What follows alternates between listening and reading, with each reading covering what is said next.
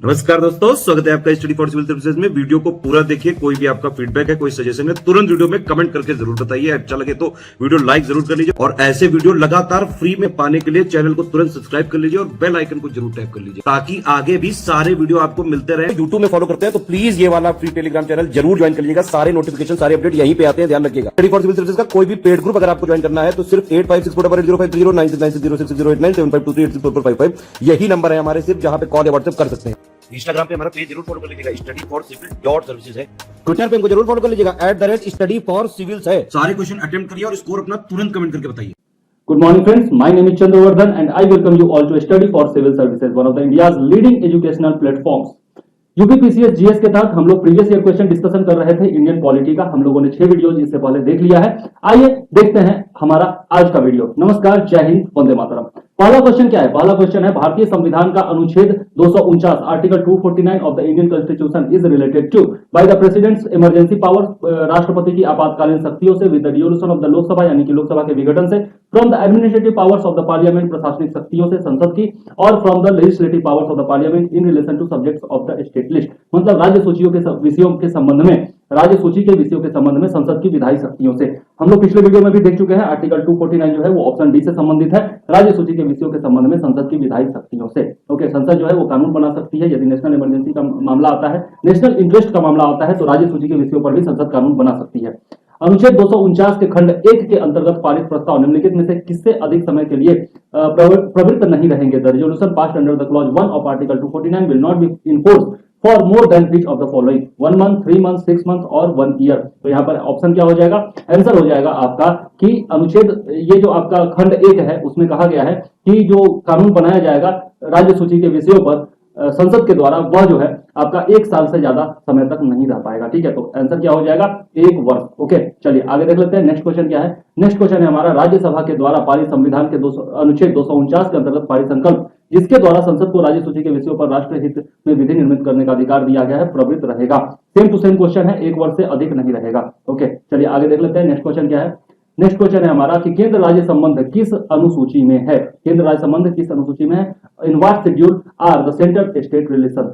7th, 8th, 9th and 10th, 6th and 9th। तो option इसमें answer क्या हो जाएगा? 7th schedule. 7th शेड्यूल में आपको पता है कि क्या क्या दिया हुआ है? 7th शेड्यूल में आपका दिया हुआ 3 लिस्ट दिया हुआ है। यूनियन लिस्ट एक होता है स्टेट लिस्ट और एक होता है आपका कंकरेंट लिस्ट। ठीक है, कंकरेंट लिस्ट। तो इसमें जो है आप हम लोग देखते हैं कि यूनियन लिस्ट के भी कुछ सब्जेक्ट होते हैं, स्टेट लिस्ट के भी कुछ सब्जेक्ट होते हैं और कंकरेंट लिस्ट के भी कुछ सब्जेक्ट होते हैं। यूनियन स्टेट रिलेशनशिप जो है वो आपका 7th शेड्यूल में दिया हुआ है। ठीक है, पार्ट 5 के ये जो है आपका पार्ट 11 के तहत आता है यूनियन स्टेट रिलेशनशिप, और आर्टिकल जो है वो इसके अंतर्गत है 245 टू 263। यह भी आपको याद रखना चाहिए। यहां पर एक और चीज आप याद रखिएगा, इंटर स्टेट काउंसिल जो है, इंटर स्टेट काउंसिल ये जो है आपका दिया हुआ है, इसमें आर्टिकल 263 में दिया हुआ है। ठीक है, तो ये जो है केंद्र राज्य संबंधों के बारे में इंपॉर्टेंट बातें हैं जो मैंने आपको समझाई हैं। आगे क्वेश्चंस भी इस पर जरूर आएंगे। चलिए ठीक है, 7th शेड्यूल आप लोगों ने समझा। आगे देख लेते हैं विधायी शक्तियां। अच्छा, एक बात और, यूनियन लिस्ट, स्टेट लिस्ट और कंकरेंट लिस्ट, इसमें कितने सब्जेक्ट अभी हैं, पहले कितने सब्जेक्ट हुआ करते थे, ये सब मैंने पिछले वीडियो में बताया है, तो आप जरूर कमेंट में बताइएगा। विधायी शक्तियां केंद्र तथा राज्यों के मध्य दिए गए हैं। किस पार्ट में दिए गए हैं? जस्ट मैंने बताया पार्ट 11 में दिया गया है। The legislative powers are given between the centre and states in part 11। Okay, चलिए आगे देख लेते हैं। नेक्स्ट क्वेश्चन क्या है? नेक्स्ट क्वेश्चन है हमारा कि भारतीय संविधान में अवशिष्ट शक्तियां किसमें सन्निहित है? जो आपका रेसिडुअल पावर्स है वह किसमें इंबॉडीड है? हमारे भारतीय कॉन्स्टिट्यूशन में यह पूछा जा रहा है। तो राष्ट्रपति, राज्य, केंद्रीय मंत्रिमंडल या फिर संसद? तो यहां पर क्या हो जाएगा? पार्लियामेंट हो जाएगा। ठीक है, जो अवशिष्ट शक्तियां हैं वो आपके पार्लियामेंट में इंबॉडीड है। ठीक है, आप याद रखिएगा। चलिए आगे देख लेते हैं। नेक्स्ट क्वेश्चन क्या है? नेक्स्ट क्वेश्चन है हमारा कि भारतीय संविधान ने अवशिष्ट अधिकारों को किसको दिया है?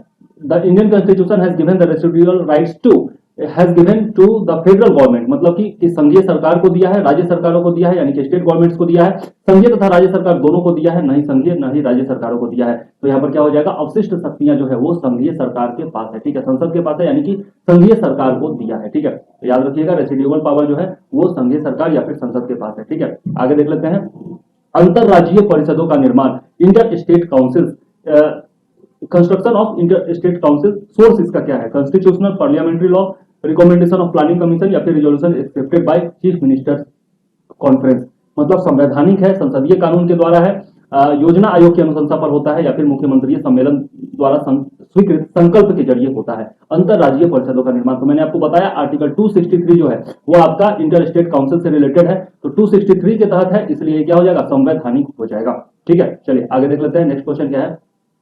नेक्स्ट है, निम्नलिखित में से कौन अंतरराज्यीय परिषद गठन करने के लिए अधिकृत है? Who among the following is authorised to constitute inter state council? संसद, राष्ट्रपति, लोकसभा के अध्यक्ष या फिर प्रधानमंत्री? Parliament, president, speaker of Lok Sabha और प्राइम मिनिस्टर। तो यहाँ पर क्या हो जाएगा, इंटर स्टेट काउंसिल जो है वो बनाता कौन है, प्रेसिडेंट बनाते हैं। ठीक है, तो याद जरूर रखिएगा ये आंसर। ओके, चलिए आगे देख लेते हैं। नेक्स्ट क्वेश्चन क्या है। नेक्स्ट है, निम्नलिखित में से कौन एक सही सुमेलित नहीं है? अंतरराज्यीय पानी के झगड़ों में केंद्र संसद के अधिनिर्णय की शक्ति, भारतीय संविधान का अनुच्छेद 262, power of award of central parliament in inter state water dispute, article 262 of Indian constitution. Second option है inter state water disputes act 1956, river boards act 1970, national water policy 1987। यहाँ पर आंसर क्या हो जाएगा, नदी बोर्ड एक्ट जो है ये भी आपका 1970 से रिलेटेड नहीं है, यह भी जो है आपका 1956 से ही रिलेटेड है। ओके, तो यहाँ 1956 में बनाया गया था, इसलिए आंसर क्या हो जाएगा, सी हो जाएगा। गलत पूछ रहा है, सुमेलित नहीं है ये पूछ रहा है, तो यहाँ पर सी ऑप्शन जो है वो सुमेलित नहीं है।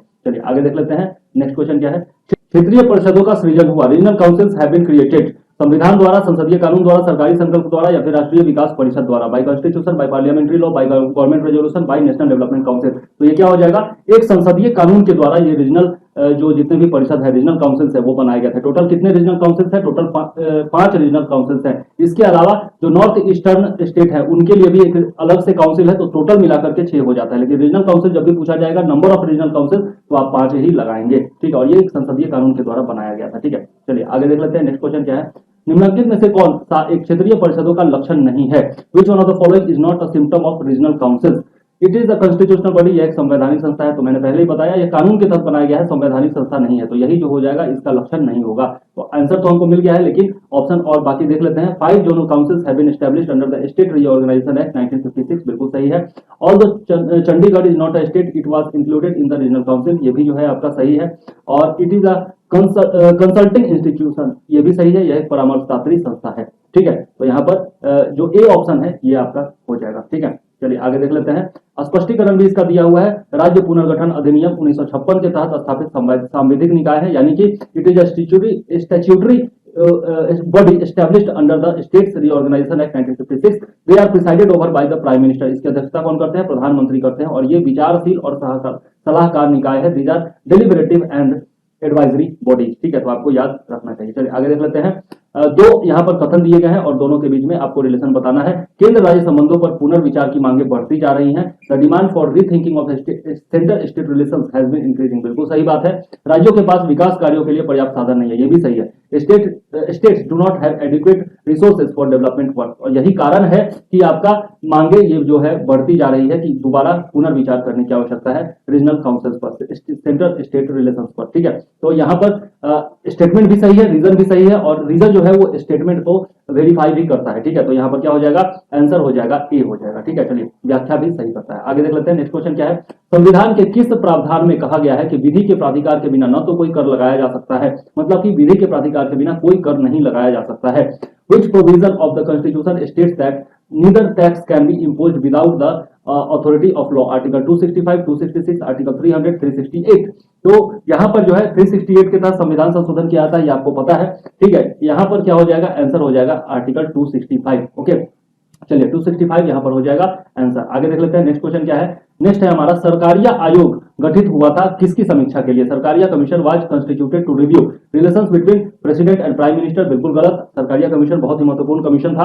Relation between legislature and executive, बिल्कुल नहीं। कार्यपालिका और विधायिका के मध्य संबंधों पर, बिल्कुल नहीं। एग्जीक्यूटिव एंड जुडिशरी रिलेशन, बिल्कुल नहीं, मतलब कार्यपालिका और न्यायपालिका के संबंधों की समीक्षा के लिए भी नहीं। और relations between union and state, ये एकदम सही है। केंद्र राज्य संबंधों के बारे में यह सरकारिया आयोग गठित किया गया था। कब किया गया था? 1983 में किया गया था, याद रखिएगा 1983 में किया गया था। और सरकारिया आयोग इसका नाम क्यों है? क्योंकि इसके अध्यक्ष जो थे वो थे आपके रंजीत सिंह सरकारिया, रंजीत सिंह, याद रखिएगा रंजीत सिंह सरकारिया इसके अध्यक्ष थे। ठीक है, चलिए आगे देख लेते हैं। नेक्स्ट क्वेश्चन क्या है।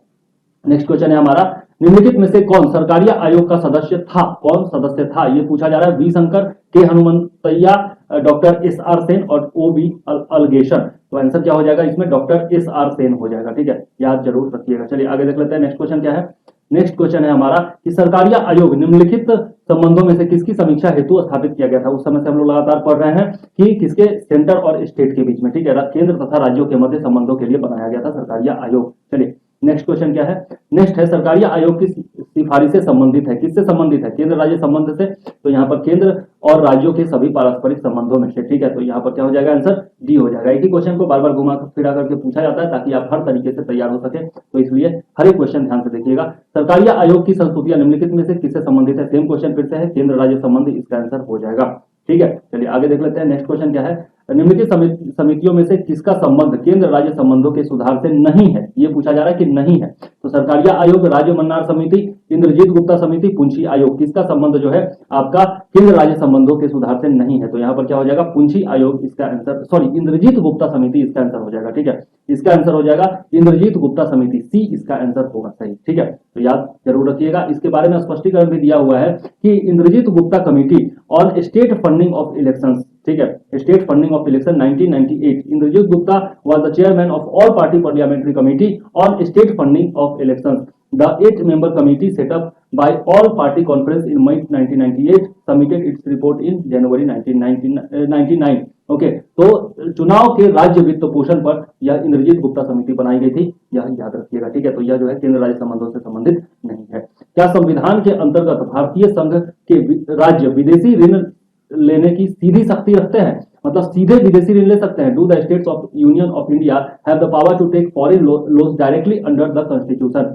yes no yes but only from international organization, yes but only with the permission of reserve bank of India. नहीं, बिल्कुल नहीं ले सकते हैं, यहाँ पर जो है साफ तौर पर मना किया हुआ है। और आर्टिकल 293 खंड 3 जो है वो इससे संबंधित है कि राज्य जो है वो बिना केंद्र सरकार की मंजूरी के, अप्रूवल के डायरेक्ट ऋण नहीं ले सकते हैं विदेश से, ठीक है। चलिए आगे देख लेते हैं, क्वेश्चन क्या है, नेक्स्ट हमारा क्वेश्चन है कि भारतीय संविधान के अंतर्गत कितने प्रकार का आपातकाल की सोच है, ठीक है। तो how many types of emergency are envisaged under the Indian constitution, 2 3 4 1, ये तो सबको पता होगा कि 3 प्रकार की इमरजेंसी होती है। आर्टिकल 252, 256 एंड 260, ये तीनों जो है आपका आपातकाल से संबंधित है। पहला जो होता है वो नेशनल इमरजेंसी होता है, ठीक है, नेशनल इमरजेंसी। दूसरा जो होता है वो आपका प्रेसिडेंट रूल होता है, राष्ट्रपति शासन लगाया जाता है आपका स्टेट्स में, ठीक है, जब कानून व्यवस्था की स्थिति वहां पर खराब हो जाती है, ठीक है। और सरकार, ऐसा लगता है प्रेसिडेंट को कि सरकार जो है वहां सक्षम नहीं है कानून व्यवस्था की स्थिति संभालने में। 260 जो है आपका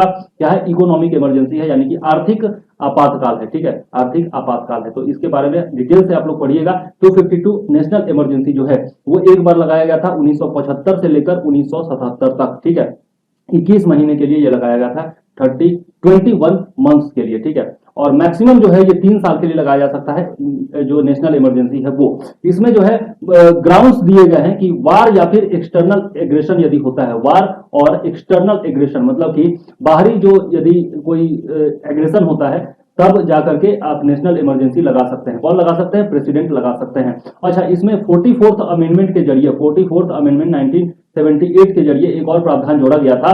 क्या जोड़ा गया था, आर्म्ड रिबेलियन यदि होता है, मतलब सशस्त्र विद्रोह यदि होता है, तब भी जो है ये नेशनल इमरजेंसी लगाई जा सकती है, ठीक है। तो ये जो है 44th अमेंडमेंट के द्वारा यहाँ पर जोड़ा गया था, यह भी आपको याद रखना चाहिए। चलिए, ये एडिशनल इंफॉर्मेशन है जो कि इमरजेंसी के बारे में मैंने बताया, और भी बहुत सारे हैं, आगे हम लोग देखते रहेंगे। चलिए देखते हैं नेक्स्ट क्वेश्चन क्या है। भारतीय संविधान के किस अनुच्छेद के अंतर्गत भारत सरकार का दायित्व है कि वह बाह्य आक्रमण एवं आंतरिक अशांति से राज्यों की रक्षा करे।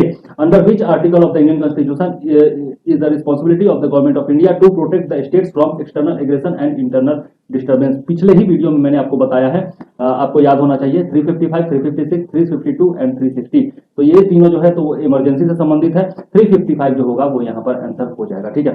तो 355 के तहत केंद्र सरकार का यह दायित्व है कि राज्यों पर यदि आंतरिक अशांति आए या फिर बाह्य आक्रमण हो तो उनकी रक्षा करे, ठीक है। 355 के तहत ये ड्यूटी है केंद्र सरकार की। पिछले वीडियो में भी हम लोगों ने देखा था। भारत का राष्ट्रपति राष्ट्रीय आपातकाल की घोषणा कर सकता है यदि खतरा है। अभी जस्ट मैंने बताया 3 condition, external attack, internal disturbance, armed rebellion, communal conflict.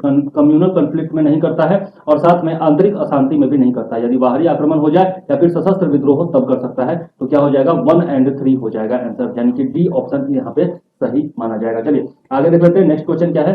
Next question है हमारा, भारतीय संविधान के 352 के अंतर्गत आपातकाल की घोषणा तभी की जा सकती है जब भारत के किसी भाग की सुरक्षा को खतरा हो। किससे खतरा हो? तो युद्ध के कारण, बिल्कुल सही है, क्योंकि युद्ध जो है वो मतलब कि बाहरी एग्रेशन है, एक्सटर्नल एग्रेशन है। विदेशी आक्रमण के कारण, ये भी वही सेम बात है, सशस्त्र विद्रोह होगा ही होगा, आंतरिक उपद्रव नहीं होगा। ठीक है, तो क्या हो जाएगा 1, 2 एंड 3, सी जो होगा वो सही हो जाएगा। चलिए आगे देख लेते हैं नेक्स्ट क्वेश्चन क्या है। निम्नलिखित में से किस संवैधानिक अनुच्छेद के अंतर्गत भारत के राष्ट्रपति मूल अधिकारों के कार्यान्वयन को स्थगित कर सकते हैं? अनुच्छेद 20 एवं 21 के अतिरिक्त। Under which of the following constitution articles the president of India can suspend the implementation of fundamental rights, article 20 and 21। तो जब राष्ट्रीय आपातकाल लगता है तब जो है ये काम किया सकता है। 20 और 21 आर्टिकल को छोड़ दे, 20 जो है आपका प्राण एवं दैहिक स्वतंत्रता का अधिकार है, ठीक है, जीवन का जीने का अधिकार है, और आर्टिकल 21 में आपका दिया हुआ है कि गिरफ्तारी से निरोध। ठीक है, गिरफ्तारी से निरोध के बारे में दिया हुआ है, डिटेल में मैं नहीं बता रहा हूं। तो यहाँ पर क्या हो जाएगा, आर्टिकल 356 हो जाएगा। ठीक है, 356 जो है ये यहाँ पर आंसर हो जाएगा। सॉरी 356 जो है वो आपका क्या है, राष्ट्रपति शासन से संबंधित है, प्रेसिडेंट रूल से संबंधित है। आर्टिकल यहाँ पर हो जाएगा 359। ठीक है, 359 यहाँ पर आंसर हो जाएगा। ठीक, चलिए आगे देख लेते हैं नेक्स्ट क्वेश्चन क्या है। नेक्स्ट क्वेश्चन है हमारा, मौलिक अधिकारों से जुड़े निम्नलिखित अनुच्छेदों के युग्मों में से कौन सा एक भारतीय संविधान के अनुच्छेद 359 के अंतर्गत आपात स्थिति लागू होने के दौरान निलंबित नहीं हो सकता है? अभी जस्ट हम लोगों ने देखा, which one of the following pillars of fundamental rights cannot be suspended during the imposition of emergency under article 359 of the Indian Constitution? तो यहाँ पर क्या हो जाएगा, आर्टिकल 20 और 21 जो है इसको रिवोक नहीं किया जा सकता है आर्टिकल 359 के तहत। आगे देख लेते हैं नेक्स्ट क्वेश्चन क्या है। नेक्स्ट है हमारा सेम टू सेम क्वेश्चन है, राष्ट्रीय आपातकाल के दौरान निलंबित किसको नहीं किया जा सकता है? तो यहाँ पर क्या हो जाएगा, आर्टिकल 20 एंड 21 हो जाएगा। ठीक है, सेम क्वेश्चन को बार बार घुमा फिरा करके पूछा जाता है, पहले भी बताया हूं कि आप ही के लिए पूछा जाता है।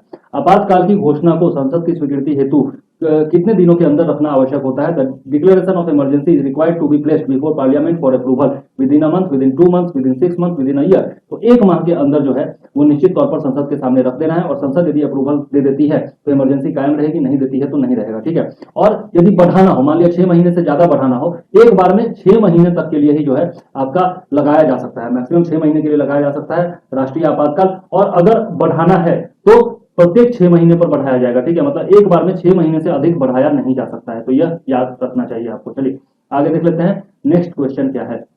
नेक्स्ट है कि किसने कहा था कि राष्ट्रपति का आपातकालीन अधिकार संविधान के साथ धोखा है? Who said that the president's emergency authority is betrayal of the constitution? के एम मुंशी, बेन राव, के एम नाम्बियार और हृदय नाथ कुंजरू। तो यहाँ पर आंसर क्या हो जाएगा, के एम नाम्बियार ने ऐसा कहा था। ठीक है, चलिए आगे देख लेते हैं नेक्स्ट क्वेश्चन क्या है। भारतीय संविधान के निम्नलिखित अनुच्छेदों में से किसका व्यवहार में क्रियान्वयन कभी नहीं हुआ है? मतलब कि प्रैक्टिकली जो है वो कभी भी इंप्लीमेंट नहीं हुआ है। इनमें से क्या?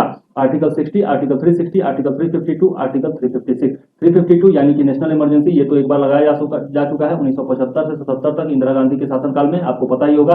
356 जो है प्रेसिडेंट रूल, तो कई बार लगाया जा चुका है। पहली बार तक किसके खिलाफ लगाया गया था, यदि कमेंट में बता सकते हैं तो बताइएगा। ठीक है, और 60 तो होगा ही नहीं, 360 होगा, क्योंकि आपका जो इकोनॉमिक इमरजेंसी है, आर्थिक आपातकाल अभी तक हमारे देश में नहीं लगाया गया है, जो कि अच्छी बात है। चलिए आगे देख लेते हैं नेक्स्ट क्वेश्चन क्या है। भारत में वित्तीय आपातकाल की घोषणा आज तक कितनी बार की गई है? अभी जस्ट मैंने बताया कि कभी नहीं लगाया गया है वित्तीय आपातकाल, यानी कि financial privileges in India, financial emergency in India. आगे देख लेते हैं नेक्स्ट क्वेश्चन क्या है। नेक्स्ट क्वेश्चन है, राष्ट्रीय आपातकाल में लोकसभा की अवधि, period of Lok Sabha in national emergency can not be increase, यानी कि बढ़ाई नहीं जा सकती है, गलत बात है, बढ़ाई जा सकती है। Can be extended as long as there is an emergency, मतलब जब तक आपातकाल रहे तब तक के लिए बढ़ाई जा सकती है, ये गलत बात है। केवल 1 वर्ष के लिए बढ़ाई जा सकती है, ये सही है, लेकिन और भी देखना होगा। आपातकाल की समाप्ति तक बढ़ाई जा सकती है, लेकिन एक समय में केवल 1 वर्ष के लिए ही बढ़ाई जा सकती है। ये जो है सबसे ज्यादा एप्रोप्रिएट आंसर होगा डी।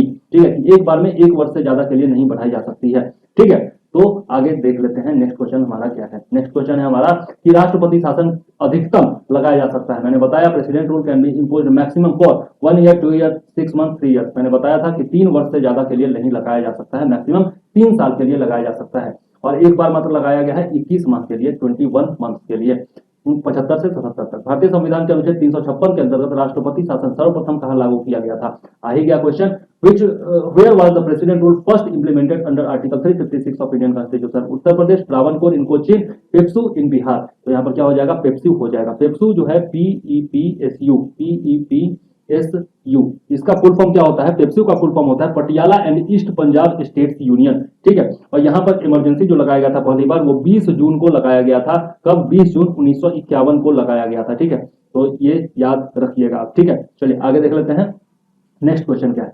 नेक्स्ट क्वेश्चन है हमारा कि केंद्र एवं राज्यों के बीच करों के शुद्ध वितरण के संदर्भ में निम्नलिखित में से कौन सी संस्था मूल सिद्धांत को निरूपित करेगी? विच one of the following institutions would represent the basic principle in terms of the distribution of net of taxes between the centre and the state? Planning commission, जो कि अब है नहीं, national development council, finance commission, union ministry of finance. मतलब कि योजना आयोग, राष्ट्रीय विकास परिषद, वित्त आयोग और केंद्रीय वित्त मंत्रालय। तो यहाँ पर क्या हो जाएगा आंसर? वित्त आयोग हो जाएगा। वित्त आयोग से संबंधित आर्टिकल कौन सा है? आर्टिकल 280 है, ठीक है, ये याद रखिएगा। और फिलहाल में आपका जो वित्त आयोग है, कौन सा वित्त आयोग अभी चल रहा है, तो यहाँ पर थोड़ा सा एडिशनल इन्फॉर्मेशन दे दूं कि अभी जो है 15th फिनांस कमीशन जो है उसकी रिपोर्ट आई है, 15th फिनांस कमीशन की रिपोर्ट आई है। और 2014 से हमारे जो फिनांस कमीशन के अध्यक्ष हैं उनका नाम क्या है? नंद किशोर सिंह है, ठीक है, नंद किशोर सिंह, ये याद रखिएगा, नंद किशोर सिंह अभी जो है 15वें वित्त आयोग के अध्यक्ष हैं, नंद किशोर सिंह। ओके, तो ये आपका एडिशनल इन्फॉर्मेशन दे दिया मैंने। चलिए आगे देख लेते हैं नेक्स्ट क्वेश्चन क्या है। नेक्स्ट क्वेश्चन है हमारा कि निम्नलिखित कथनों पर विचार कीजिए। भारत में शेयर बाजार तथा फ्यूचर्स बाजार में हुए लेन देन पर कर जो है वो संघ द्वारा लगाया जाता है या राज्यों द्वारा एकत्रित किया जाता है? Consider the following statement, taxes on transactions in the stock market and future market in India planted by union, collected by the state. दोनों सही है, प्लांट किया जाता है यूनियन के द्वारा और कलेक्ट किया जाता है स्टेट्स के द्वारा, ठीक है। तो both 1 and 2 are correct. Okay, चलिए आगे देख लेते हैं नेक्स्ट क्वेश्चन क्या है। नेक्स्ट क्वेश्चन है हमारा, यहाँ पर हम लोग देखते हैं कि अच्छा कितने प्रकार का टैक्स लगाया जाता है। यहाँ पर जो है कितने प्रकार का टैक्स जो है वो शेयर मार्केट पर लगाया जाता है। यहाँ पर 3 प्रकार का टैक्स लगाया जाता है। पहला जो है आपका वो है एसटीटी। इसका फुल फॉर्म क्या होता है? इसका फुल फॉर्म होता है securities transaction tax, securities transaction tax, जो कि 2004 में मतलब कि एसटीटी जो है वो प्रावधान में आया था। 2004 से यह टैक्स लगाया जा रहा है। इसके अलावा एक होता है आपका कैपिटल गेन टैक्स, एक होता है कैपिटल गेन टैक्स और एक होता है long term capital gain tax, ठीक है। तो 3 प्रकार का टैक्स जो है यहाँ पर लगाया जाता है। ओके, याद जरूर रखिएगा। चलिए आगे देख लेते हैं नेक्स्ट क्वेश्चन क्या है। वित्त आयोग राष्ट्रपति को संस्तुति भेजने में मुख्य रूप से संबंधित है। The finance commission is primarily concerned with the sending recommendation to the president by the principle of grant to taxes, राज्यों को दिए जाने वाले अनुदान के सिद्धांत से, राज्यों एवं केंद्र के बीच करों के बंटवारे से, tax sharing between states and centre. तो यहाँ पर क्या हो जाएगा? बोथ ए एंड बी हो जाएगा, ठीक है।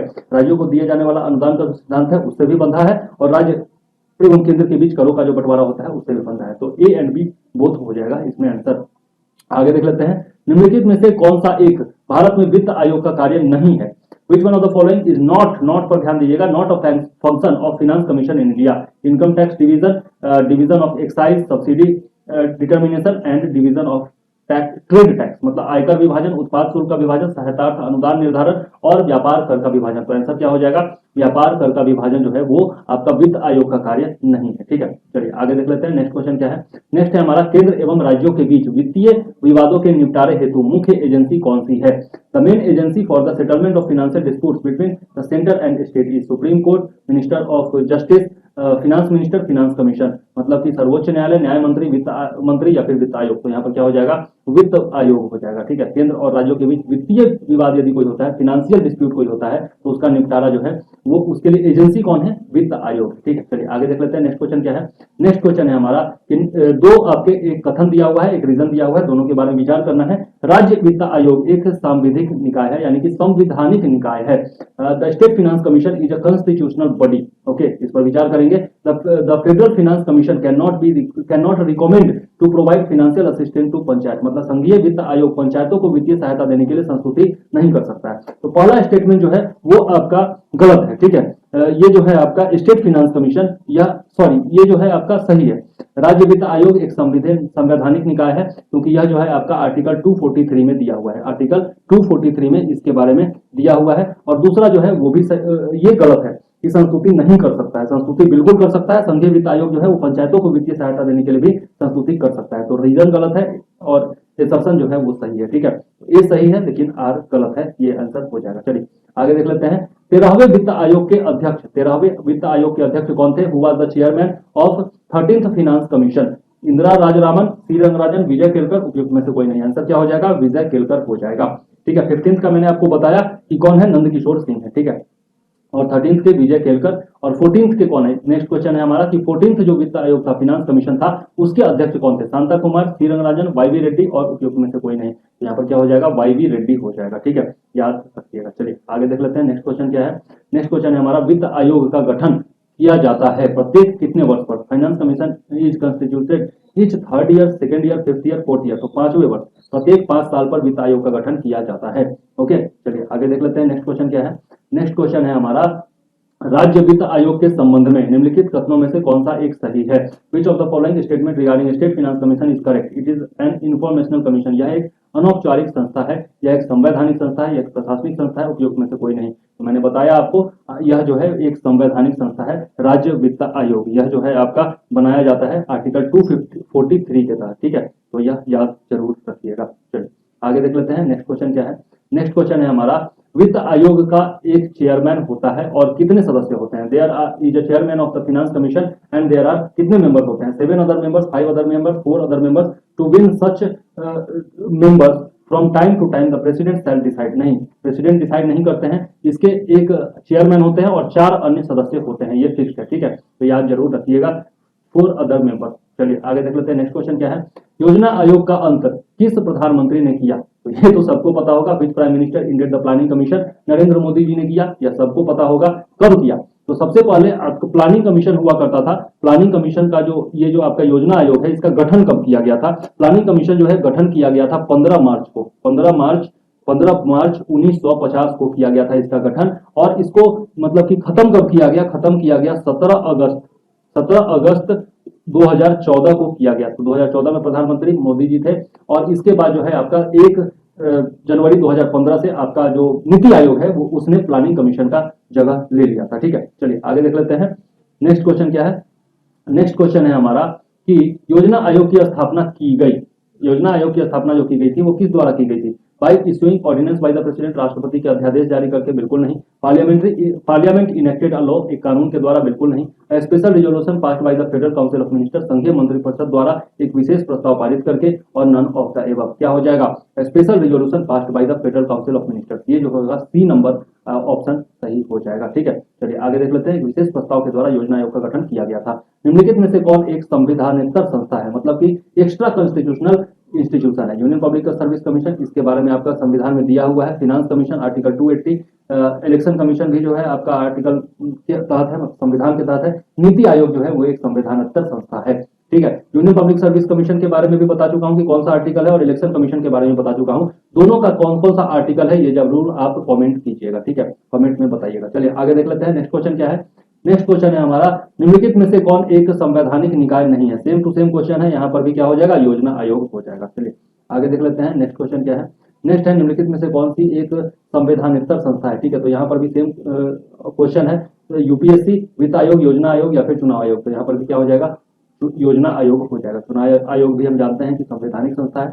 आगे देख लेते हैं। नेक्स्ट क्वेश्चन क्या है? निम्नलिखित में से कौन सा एक संविधान का एक अंग नहीं है? सेम टू सेम क्वेश्चन फिर से, योजना आयोग जो होगा वो चुनाव मतलब कि संविधान का भाग नहीं होगा। चलिए आगे देख लेते हैं। योजना आयोग का उपाध्यक्ष किसके समकक्ष होता है? Deputy chairman of planning commission is equivalent to vice president, state minister, cabinet minister, जज ऑफ द सुप्रीम कोर्ट। यह जो है कैबिनेट मंत्री के स्तर का होता है। ठीक है, समकक्ष होता है। आगे देख लेते हैं।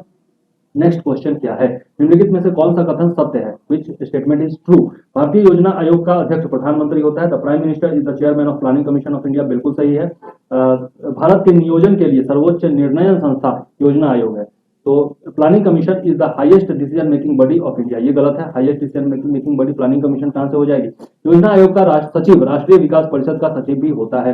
The secretary of the planning commission is also the secretary of national development council, ये भी जो है आपका सही है। The prime minister of India presides over the national development council, मतलब कि भारत का प्रधानमंत्री राष्ट्रीय विकास आयोग की अध्यक्षता करते हैं, ये भी जो है सही है। तो यहाँ पर पूछ रहा है कि सही नहीं है कौन सा, तो यहाँ पर आंसर क्या हो जाएगा? बी हो जाएगा। ठीक है, यहाँ पर मैं आपको नेशनल डेवलपमेंट काउंसिल के बारे में बता दूं। एनडीसी, नेशनल डेवलपमेंट काउंसिल का गठन कब हुआ था? इसका गठन हुआ था 6 अगस्त 1952 को हुआ था, ये याद रखिएगा। ठीक है, कई बार पूछा जा चुका है। ठीक है, आगे देख लेते हैं। नेक्स्ट क्वेश्चन क्या है? नेक्स्ट है कि योजना, दो कथन दिया हुआ है, दोनों के बारे में बताना है। योजना आयोग को आर्थिक मंत्रिमंडल परिभाषित किया गया केवल संघ हेतु नहीं अपितु राज्यों हेतु भी। मतलब कि planning commission is defined as economic cabinet not only for union but also for the states. यह राष्ट्रीय संसाधनों के संतुलित उपयोग हेतु पंचवर्षीय योजनाओं का निर्माण करता है। It formulates 5 year plan for balanced use of national resources. दोनों स्टेटमेंट जो है वो सही है, ठीक है, A and R both are correct, okay, ठीक है। लेकिन स्पष्टीकरण जो है वो सही नहीं है आर ए का, ठीक है। तो आंसर क्या हो जाएगा, बी हो जाएगा। चलिए आगे देख लेते हैं। भारत में राष्ट्रीय विकास परिषद गठित की गई थी, अभी जस्ट मैंने बताया 6 अगस्त 1952 को, 6 अगस्त 1952 को किया गया था नेशनल डेवलपमेंट काउंसिल का गठन, ठीक है, फॉर्म किया गया था एनडीसी 6 अगस्त 1952 को। आगे देख लेते हैं नेक्स्ट क्वेश्चन क्या है। नेक्स्ट क्वेश्चन है राष्ट्रीय विकास परिषद एनडीसी के बारे में ही क्वेश्चन है। राष्ट्रीय योजना की उन्नति पर चर्चा करती है, discuss the progress of the national plan, suggest measure to achieve the objectives of the national plan. राष्ट्रीय योजना के उद्देश्यों की प्राप्ति के लिए उपाय सुझाती है।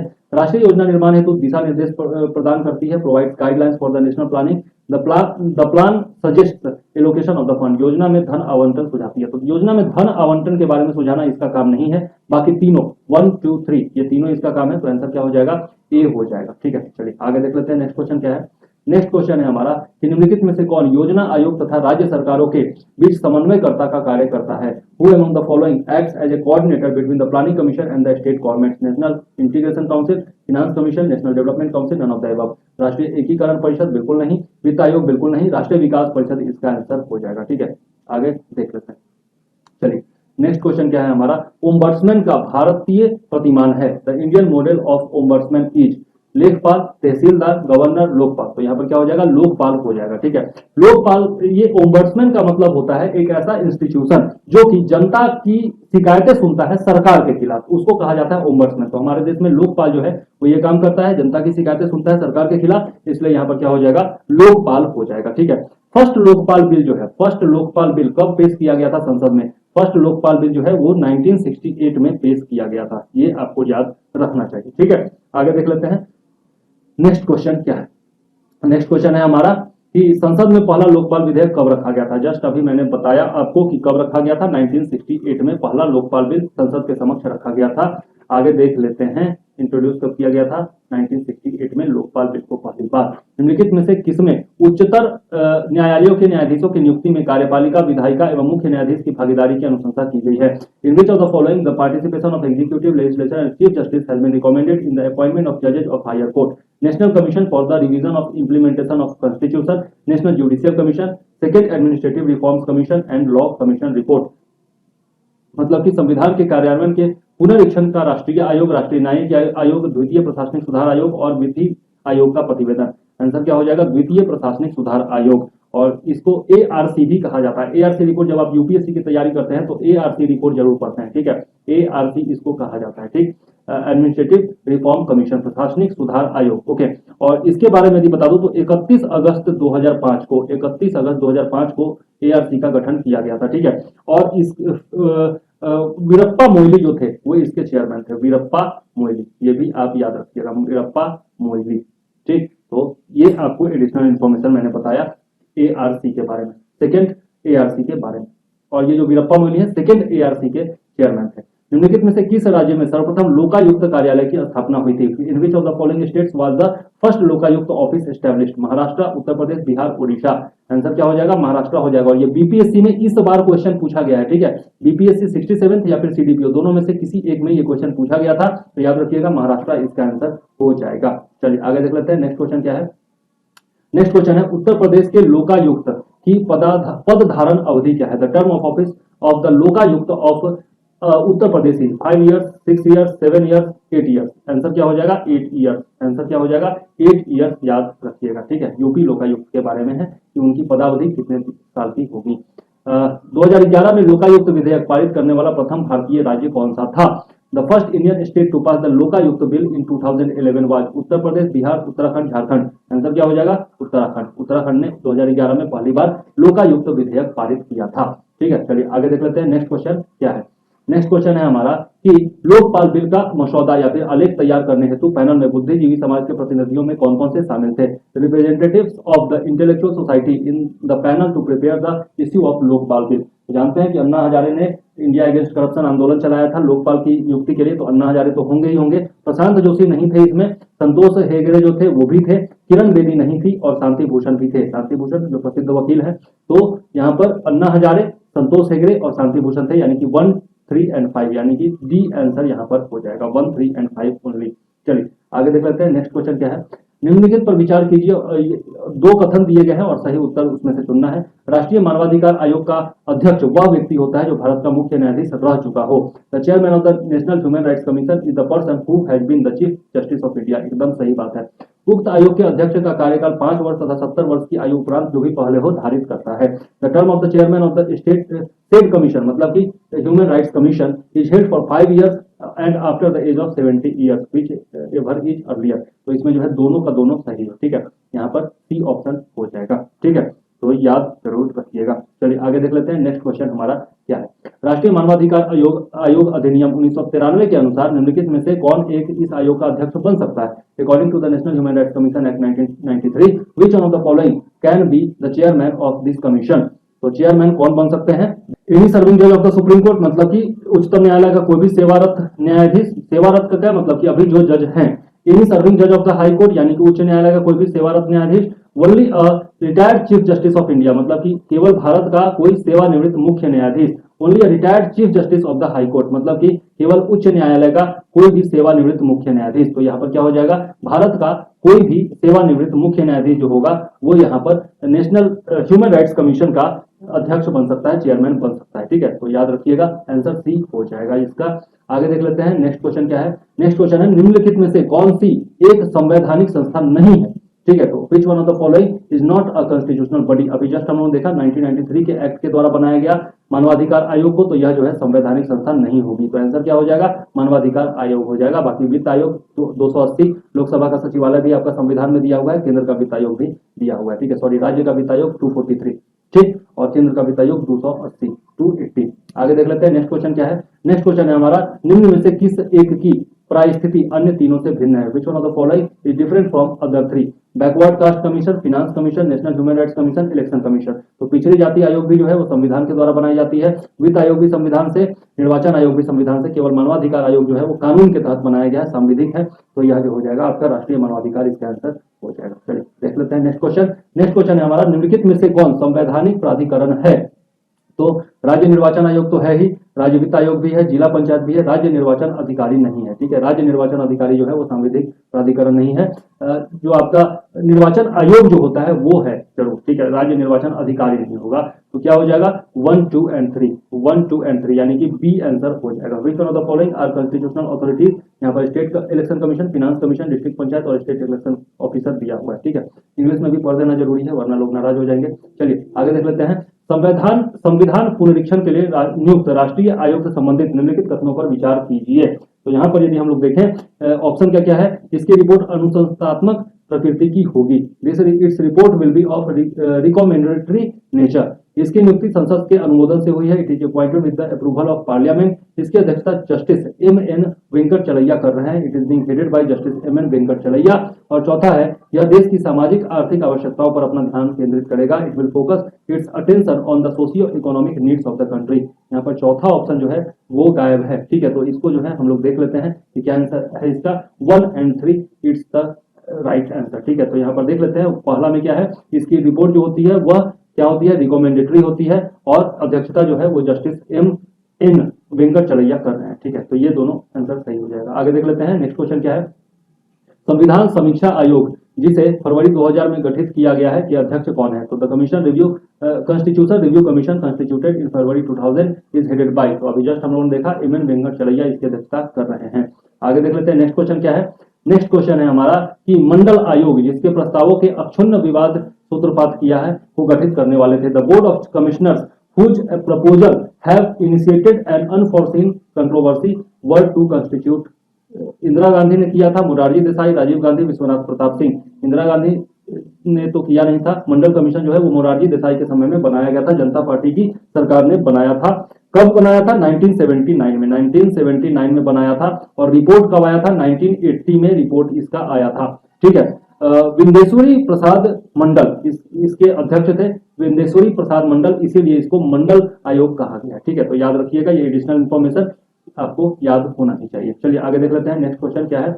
नेक्स्ट क्वेश्चन है हमारा कि मंडल आयोग की रिपोर्ट किस वर्ष प्रस्तुत की गई थी? जस्ट मैंने बताया कि 1980 में रिपोर्ट प्रस्तुत की गई थी, गठन किया गया था 1979 में।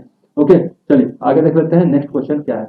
नेक्स्ट क्वेश्चन है हमारा कि किसी राज्य के लोक सेवा आयोग, किसी राज्य के लोक सेवा आयोग के कार्यों को निम्नलिखित में से किसी एक के अनुमोदन से संघ लोक सेवा आयोग को सौंपा जा सकता है। Which of with the approval of which one of the following is the function of the public service commission of a state can be assigned to union public service commission? Chief justice of India, prime minister, speaker of Lok Sabha, president of India. तो यहाँ पर obvious है, राष्ट्रपति जो होंगे उन्हीं के आदेश पर ये किया जा सकता है, उन्हीं के अनुमोदन पर ये किया जा सकता है। चलिए आगे देख लेते हैं, नेक्स्ट क्वेश्चन हमारा क्या है। नेक्स्ट क्वेश्चन है हमारा कि निम्नलिखित में से कौन सा सही है? संघ लोक सेवा आयोग, संघ लोक सेवा आयोग क्या है? तो which one of the following is correct? Union public service commission regulatory organization है, स्टैट्यूटरी ऑर्गेनाइजेशन है, एस्टैब्लिश्ड बाय पार्लियामेंट्री ऑर्डिनेंस है, कॉन्स्टिट्यूशनल ऑर्गेनाइजेशन है, नियामक संगठन, वैधानिक संगठन, संसदीय अध्यादेश से स्थापित है, संवैधानिक संगठन है। तो आप जानते हैं कि यूपीएससी जो है वो आपका किसमें दिया हुआ है? आर्टिकल 315 में दिया हुआ है, 315 में दिया हुआ है, स्टेट पीसीएस के बारे में और यूपीएससी दोनों के बारे में दिया हुआ है। ठीक है, तो यहाँ पर क्या हो जाएगा? संवैधानिक संगठन ये हो जाएगा। आगे देख लेते हैं, नेक्स्ट क्वेश्चन क्या है। नेक्स्ट क्वेश्चन है उत्तर प्रदेश लोक सेवा आयोग के व्यय किस निधि पर भारित होते हैं? और which funds are the expenses of Uttar Pradesh public service commission on the consolidated fund of India? Bharat की संचित निधि पर बिल्कुल नहीं, क्योंकि राज्य का लोक सेवा आयोग है, इसलिए संचित निधि पर, भारत की संचित निधि पर नहीं होगा, राज्य की संचित निधि पर होगा। ठीक है, तो यहाँ पर क्या हो जाएगा? On the states consolidated fund. On collected fund बिल्कुल नहीं होगा और कंटिजेंसी फंड बिल्कुल नहीं होगा। ठीक है, तो यहाँ पर क्या हो जाएगा? आंसर बी हो जाएगा। चलिए आगे देख लेते हैं, नेक्स्ट क्वेश्चन क्या है। भारत में पहली बार लोक सेवा आयोग की स्थापना जिस अधिनियम से हुई थी वह कौन सा था? which was the act that established the public service commission for the first time in India? Indian Council Act 1892, Council Act 1909, Government of India Act 1919, Government of India Act 1935। ये आप लोगों को याद होना चाहिए। गवर्नमेंट ऑफ इंडिया एक्ट 1919 यानी कि Montagu Chelmsford reforms के तहत पहली बार लोक सेवा आयोग भारत में स्थापना की गई थी। चलिए आगे देख लेते हैं, नेक्स्ट क्वेश्चन क्या है। नेक्स्ट है भारतीय संविधान के किस अनुच्छेद में विभिन्न राज्यों से संबंधित विशिष्ट प्रावधान का उल्लेख है? यह मैं पहले भी बता चुका हूं। Which article of the Indian constitution mentions specific provisions related to various state? 369, 370, 371, 372। तो 370 आपको पता है कि पहले जम्मू कश्मीर के लिए हुआ करता था। 371 में ए से लेकर जे तक बहुत सारे स्टेट्स दिए गए हैं जिनके लिए स्पेशल प्रोविजन किया गया है। ये मैं पहले भी बता चुका हूं, ए से जे तक कौन कौन से स्टेट्स हैं। ठीक है, तो 371 इसका आंसर हो जाएगा। चलिए आगे देख लेते हैं, नेक्स्ट क्वेश्चन क्या है। भारत के संविधान के अनुच्छेद 371 ख में निम्न राज्यों में से किसके लिए विशेष उपबंध प्रावधानित है? मतलब article 371 B of constitution of India provides special provision for which of the following state और स्टेट? महाराष्ट्र एंड गुजरात, असम, नागालैंड, मणिपुर। तो यहाँ पर क्या हो जाएगा? आंसर ख में दिया हुआ है असम के बारे में, तो आंसर क्या हो जाएगा? असम हो जाएगा। चलिए आगे देख लेते हैं, नेक्स्ट क्वेश्चन क्या है। निम्नलिखित राज्यों में से किसके लिए संविधान के अनुच्छेद 371 में अंतर्गत विशेष प्रावधान किया गया है? मैं पहले भी बता चुका हूं। For which of the following states special provision has been made under constitution article 371? Jammu and Kashmir 370 था इसके बारे में, महाराष्ट्र एंड गुजरात, नागालैंड, आंध्र प्रदेश। तो यहाँ पर क्या हो जाएगा? महाराष्ट्र तथा गुजरात हो जाएगा। ठीक है, आगे देख लेते हैं, नेक्स्ट क्वेश्चन हमारा क्या है। नेक्स्ट क्वेश्चन है हमारा भारत के संविधान के वे अनुच्छेद जो जम्मू कश्मीर राज्य में स्वयमेव लागू होते हैं वे हैं? The articles of the constitution of India which apply automatically in the state of Jammu and Kashmir. Jammu Kashmir में अब ये लागू नहीं होता, लेकिन उस समय के हिसाब से ये क्वेश्चन है। तो article 1 and 241, article 2 and 356, article 1 and 370, article 370 and 371A। तो मैंने बताया था कि आर्टिकल 370 जो है वो जम्मू कश्मीर से संबंधित है, सब लोगों को पता भी होगा। 371A में अलग अलग स्टेट्स दिए हुए हैं जिनके बारे में स्पेशल प्रोविजन है। अनुच्छेद 1 जो है वो जरूर लागू होगा जम्मू कश्मीर पर, तो यहाँ आंसर क्या हो जाएगा? सी हो जाएगा, अनुच्छेद 1 एवं 370। क्यों? क्योंकि अनुच्छेद 1 में क्या दिया हुआ है? राज्य और उनकी टेरिटरी के बारे में दिया हुआ है, तो जम्मू कश्मीर भारतीय टेरिटरी ही तो है। भारत का संविधान निम्नलिखित अनुच्छेदों में से किस एक के अंतर्गत निर्वाचन आयोग का प्रावधान करता है? The constitution of India provides for an election commission under which one of the following articles? 321, 322, 323, 324। तो आर्टिकल इसमें क्या हो जाएगा? 324 से लेकर 329 तक ये दिया हुआ है इलेक्शन कमीशन ऑफ इंडिया के बारे में, तो यहाँ पर क्या हो जाएगा? 324 हो जाएगा। ओके, याद रखिएगा। चलिए आगे देख लेते हैं। अच्छा, ये जो आर्टिकल दिया हुआ है ये किस पार्ट में है? तो यहाँ पर पार्ट जो है वो आपका 15 पार्ट 15 में दिया हुआ है। चुनाव आयोग के बारे में, ठीक है। और चुनाव आयोग का गठन कब हुआ था पहली बार, तो यह भी आप याद रखिएगा 25 जनवरी को हुआ था। कब? 1950 में, 25 जनवरी 1950 को हुआ था। इसीलिए 25 जनवरी को मतदाता दिवस भी मनाया जाता है, नेशनल वोटर्स डे भी मनाया जाता है। आगे देख लेते हैं। चलिए, क्वेश्चन क्या है? भारतीय संविधान के किस अनुच्छेद में निर्वाचन आयोग के लिए प्रावधान है? जस्ट अभी बताया, आर्टिकल 324। ठीक, आगे देख लेते हैं। नेक्स्ट क्वेश्चन क्या है? नेक्स्ट क्वेश्चन है हमारा, मुख्य चुनाव आयुक्त को पदच्युत किया जा सकता है। The chief election commissioner can be removed by a 2/3 majority of the both houses of the parliament, बिल्कुल गलत। By the process that apply to जजेज ऑफ सुप्रीम कोर्ट, ये सही है कि इसको भी जो है आपका जजेज, सुप्रीम कोर्ट के जजेज को हटाने की जो प्रक्रिया है महाभियोग की, उसी के तहत इसको भी हटाया जा सकता है। Bye the president in consultation with chief justice of India, बिल्कुल गलत। By the president on the advice of council of ministers, बिल्कुल गलत। ठीक है, इलेक्शन कमीशन को क्या होना चाहिए? एकदम इंडिपेंडेंट होना चाहिए, ताकि वो किसी भी पार्टी के दबाव में आए बिना अपना काम कर सके। ठीक है, तो इसके लिए मतलब कि जैसे चीफ जस्टिस को हटाया जाता है, उसी तरह से इनको भी हटाया जाएगा। निर्वाचन आयुक्त हटाया जा सकता है किसके द्वारा? Election commissioner can be removed by the chief election commissioner, गलत बात है। बाय प्राइम मिनिस्टर, गलत बात है। Bye the president on the advice of chief election commissioner, ये एकदम सही है। सी ऑप्शन जो है यहाँ पर बिल्कुल सही है। By the chief justice of India, गलत बात है। चलिए आगे देख लेते हैं। नेक्स्ट क्वेश्चन क्या है? नेक्स्ट क्वेश्चन है, निम्नलिखित कार्यों में से कौन एक कार्य भारत के निर्वाचन आयोग से संबंधित नहीं है? Which one of the following functions is not related to Election Commission of India? Direction and control of preparation of voter list, मतलब मतदाता सूची तैयार करने का निर्देशन और नियंत्रण, बिल्कुल सही बात है। चुनाव आयोग ये काम करता है। संसद और प्रत्येक राज्य के विधानमंडल चुनावों का संचालन, conduct of parliament and legislature elections of each state, एकदम सही बात है। लोकसभा का चुनाव हो या विधानसभा का चुनाव हो, कौन कराती है? इलेक्शन कमीशन ऑफ इंडिया ही कराती है। Conducting elections for the position of president and vice president, बिल्कुल सही बात है। प्रेसिडेंट और वाइस प्रेसिडेंट का इलेक्शन भी ईसीआई ही कराती है। To make appropriate provision for the election of legislature, विधानमंडलों के चुनाव के लिए एप्रोप्रिएट प्रोविजन करना, प्रोविजन का काम ये नहीं करती है। प्रोविजन जो है वो आपका संविधान करता है या फिर संसद करती है। प्रोविजन जो है ये काम नहीं है किसका? निर्वाचन आयोग का। तो आंसर क्या हो जाएगा? डी हो जाएगा। चलिए आगे देख लेते हैं। राष्ट्रपति का चुनाव निम्न में से किसके द्वारा संचालित किया जाता है? अभी जस्ट मैंने बताया, भारत के निर्वाचन आयोग के द्वारा किया जाता है। ठीक है, आगे देख लेते हैं।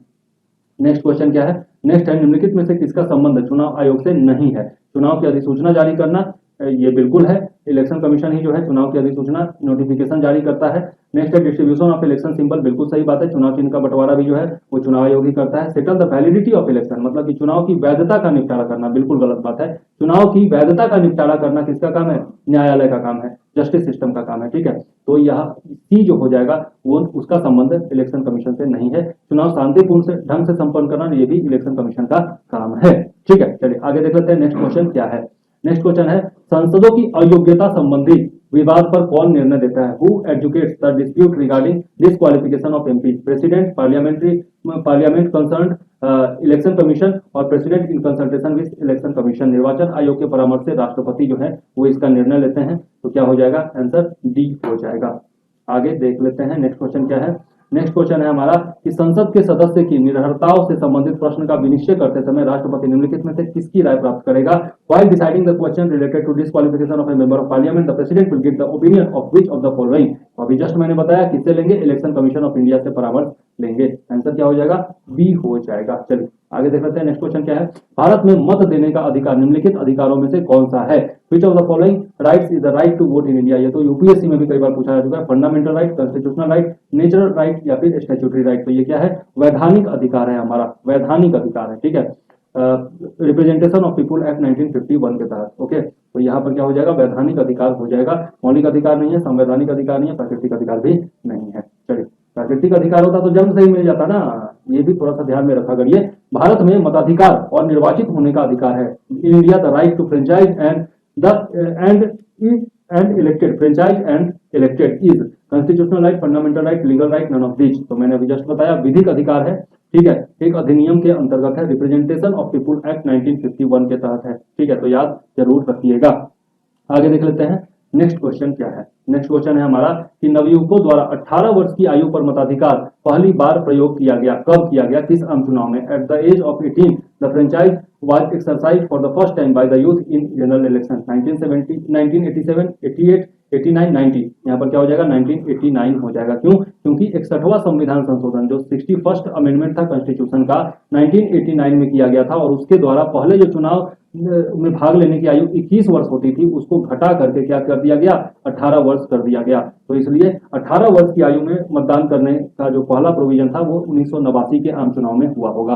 ठीक है, चलिए आगे देख लेते हैं।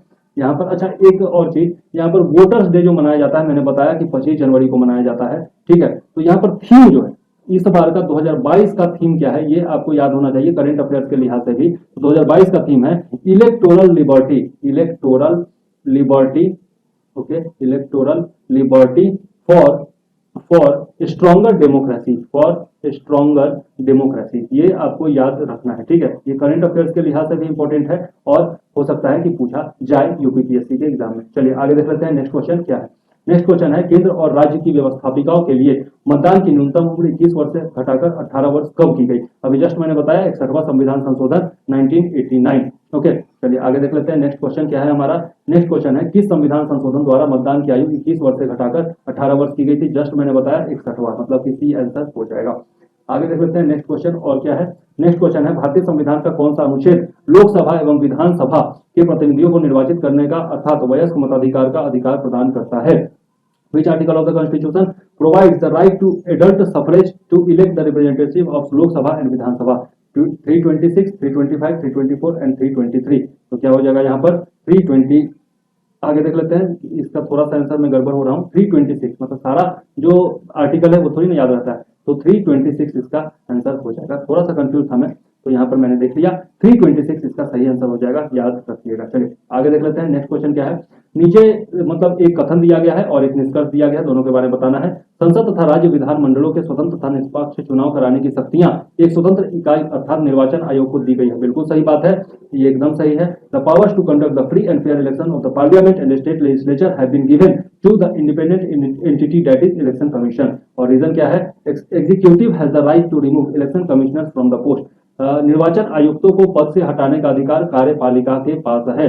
कार्यपालिका के पास हो सकता है, क्यों? क्योंकि कार्यपालिका के हिसाब से ही आपके राष्ट्रपति काम करते हैं और प्रेसिडेंट जो है वो ईसीआई के साथ विचार विमर्श करके और निर्वाचन आयुक्तों को हटा सकते हैं। यहाँ पर मुख्य निर्वाचन आयुक्त की बात नहीं है, ये याद रखिएगा। ठीक है, एक मुख्य निर्वाचन आयुक्त होते हैं और 2 निर्वाचन आयुक्त होते हैं। ठीक, तो यहाँ पर आप कह सकते हैं कि कार्यपालिका के पास है।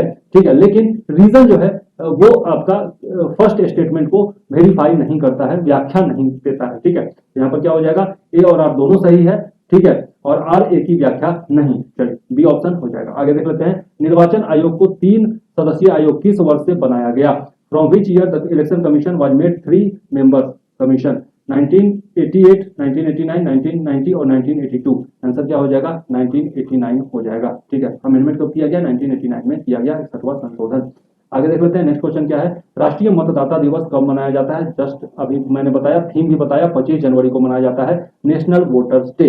ओके, और थीम भी मैंने बताया, आपको याद होना चाहिए। चलिए आगे देख लेते हैं। चलिए ये जो है हमारा वीडियो यहीं पर समाप्त होता है। 100 क्वेश्चन हमारे कंप्लीट हुए आज के। ओके, तो ये इस वीडियो को करते हैं यहीं पर समाप्त। जरूर से जरूर आप लोग लाइक करिएगा, शेयर करिएगा और कमेंट भी जरूर करिएगा, क्योंकि कमेंट से ही पता चलता है कि वीडियो में आपको मजा आ रहा है कि नहीं, हमारा प्रयास आपको पसंद आ रहा है कि नहीं। तो चलिए इस वीडियो को करते हैं यहीं समाप्त। मैं चंद्रवर्धन आपसे लेता हूं इजाजत, मिलूंगा फिर नेक्स्ट वीडियो में। तब तक के लिए जय हिंद, वंदे मातरम।